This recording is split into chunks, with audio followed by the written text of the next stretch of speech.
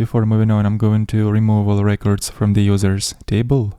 And now our registration endpoint has to accept two parameters such as email as well as password. So we're going to pass those param in the request body.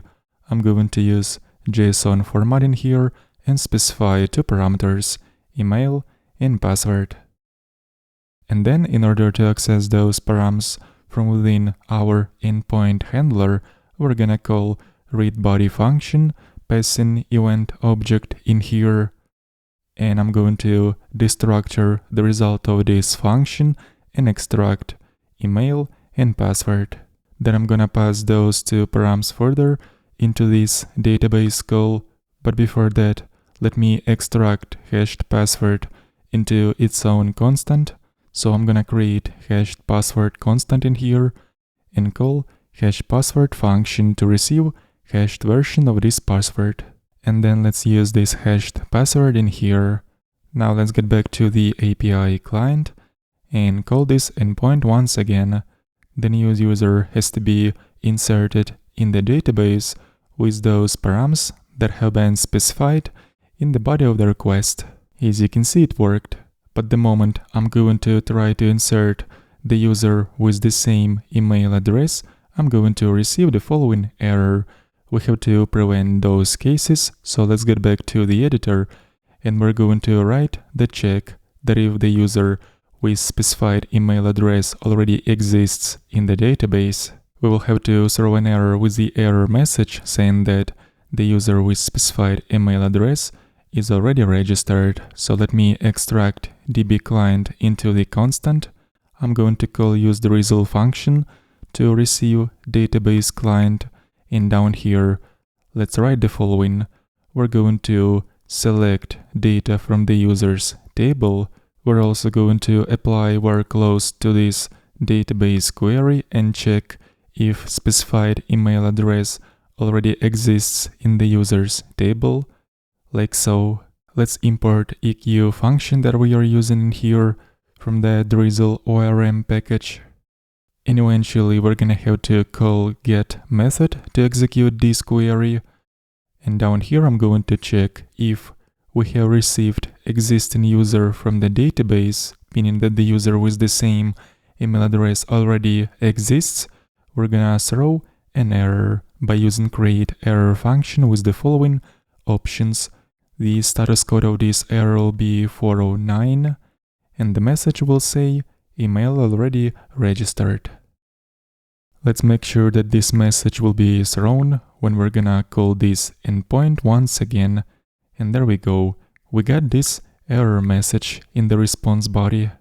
And by the way, we don't even have to import EQ function manually because we have already exported this function in that drizzle.ts file, which is located inside of utils folder. And all the things that are exported from the files that are located within server/utils folder will automatically be imported by Nuxt. No need for this import, we can remove it and make sure that after calling this endpoint we're gonna get the same result.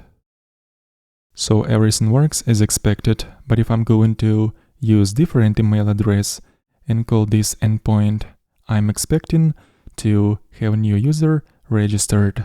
And we have received expected response, but sometimes when we register new users, we also need to authenticate them right away. Our authentication will be based on session cookies, and these cookies should have already been set after calling this endpoint.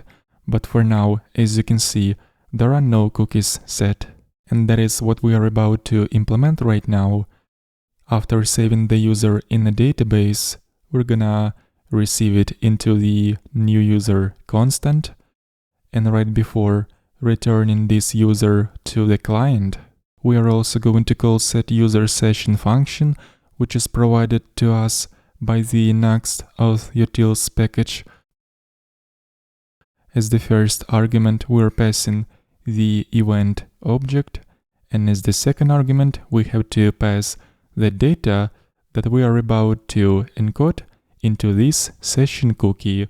I'm going to encode current user's information such as ID as well as email address.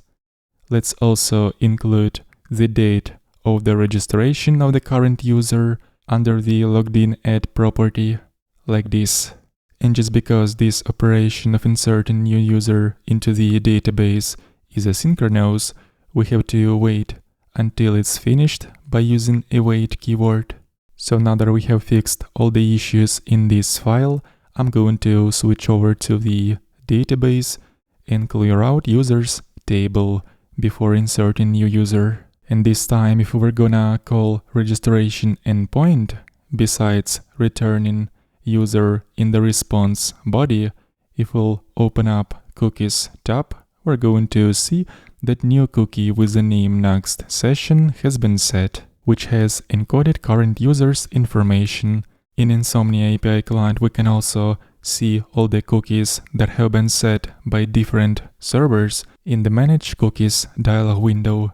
So in here we're seeing that there is one cookie with the name Nuxt session that has been set by the localhost server. And that means that the newly registered user is already authenticated.